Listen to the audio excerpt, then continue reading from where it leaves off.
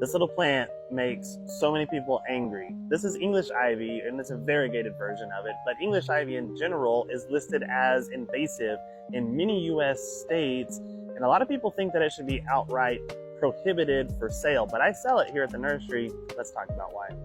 Yes, this plant is invasive some places, but not where we live here in Wichita Falls, Texas.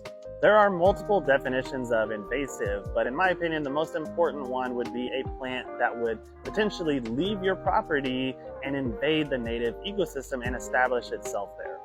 And English ivy, where we live in Wichita Falls, Texas, will not do that. The only two ways that this plant potentially could leave your property would be, one, it just kind of keeps growing and crawling until it crosses your property line, or two, if you were to actually let this mature to sexual maturity, then potentially it could create fruits and seeds that could be spread by birds. And the only way that this plant will reach sexual maturity is if it is allowed to climb high enough.